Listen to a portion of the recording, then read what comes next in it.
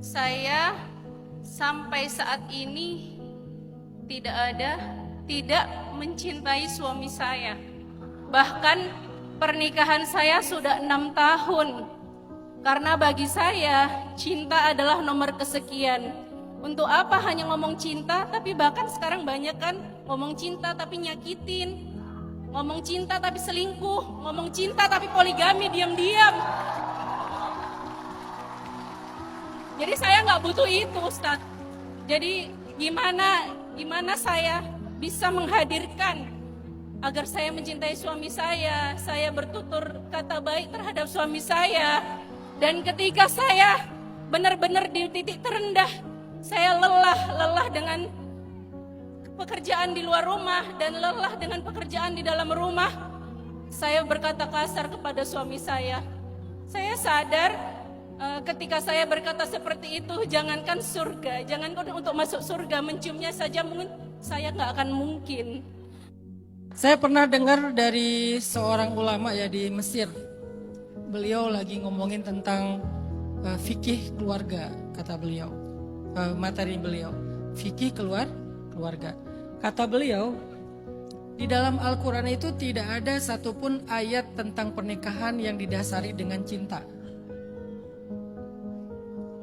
Jadi Islam secara konseptual tidak mengharuskan bahwa cinta itu menjadi syarat utama dari sebuah pernikahan. Tapi Islam sangat menghargai cinta. Karena di zaman Nabi dulu ada seorang perempuan, anak yatim, dilamar oleh 2 orang laki-laki yang berbeda. Yang satu kaya, yang satu miskin. Keluarga perempuan ini, pamannya, pokoknya walinya gitu ya, lebih condong kepada yang kaya. Anak perempuan ini lebih condong kepada yang miskin. Dia lebih mencintai yang miskin, keluarganya lebih mencintai yang kaya.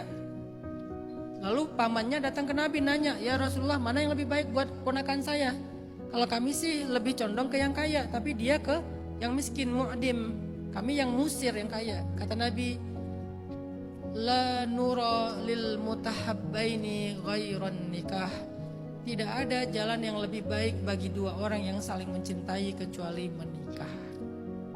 Artinya, cinta itu dihargai sekali dalam agama.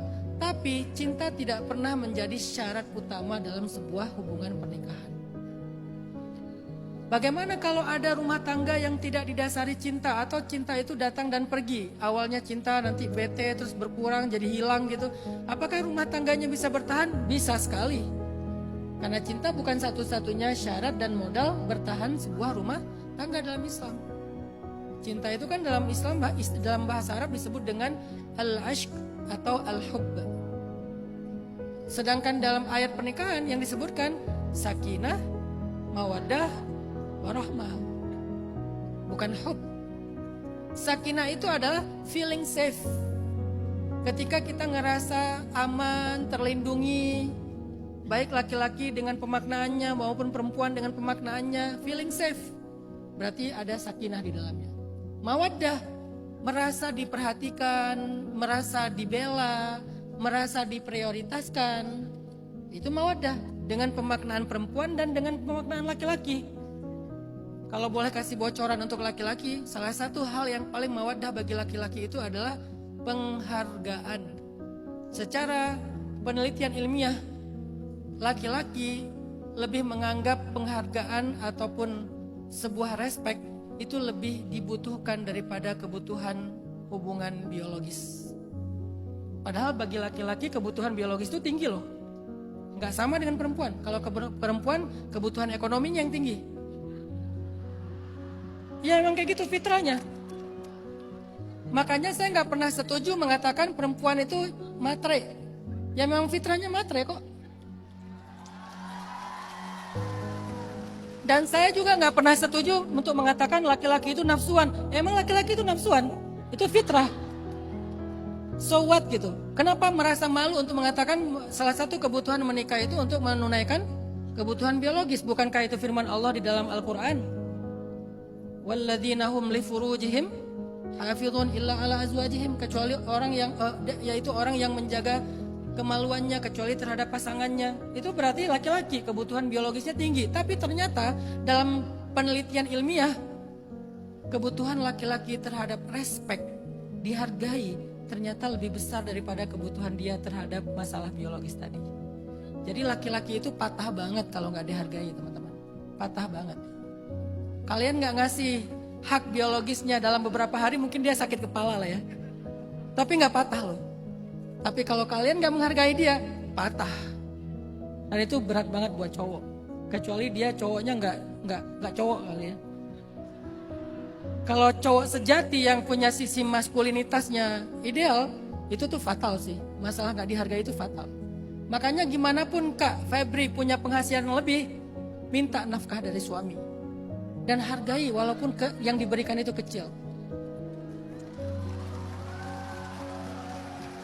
Hargai walaupun yang diberikan itu kecil. Katakan ke dia, makasih ya udah berjuang untuk kami. Itu dia mau ngelakuin apa aja buat Kak Febri itu.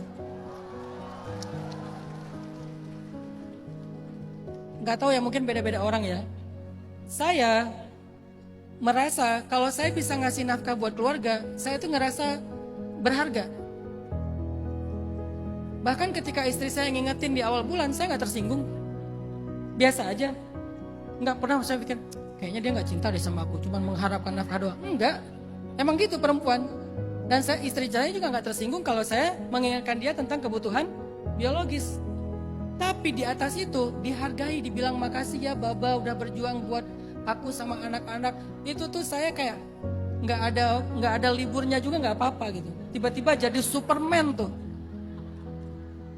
Makanya Kak Febri, mawaddah itu modal pernikahan. Dan yang terakhir, rahmah. Apa itu rahmah? Rahmah itu adalah ketika kita merasa dimaafin dan diberi kesempatan. Karena semua kita pernah berbuat salah dan dosa. Rahmah itu adalah memaafkan, mentolerir kesalahan dia selama bukan yang fatal-fatal banget gitu. Pun kalau fatal selama dia bertobat dengan tobat yang serius, ya nggak ada salahnya juga ngasih kesempatan. Itulah rahmah. Kalau istri sekali berbuat salah langsung diungkit-ungkit terus, berarti nggak ada rahmah dalam rumah tangganya. Suami sekali berbuat salah diungkit-ungkit terus, berarti tidak ada rahmah dalam keluarga itu. Jadi sakinah adalah feeling safe, mawaddah adalah merasa diperhatikan, dibela, diprioritaskan dengan pemaknaan masing-masing. Rahmah itu adalah merasa selalu dimaafin. Ya udahlah, nggak apa-apa gitu. Ya udahlah, nggak apa-apa. Masakannya kurang enak, ya udahlah. Mungkin nafkahnya bulan ini lagi turun, ya udahlah. Biasanya 50 sekarang jadi 45 juta, ya udahlah gitu.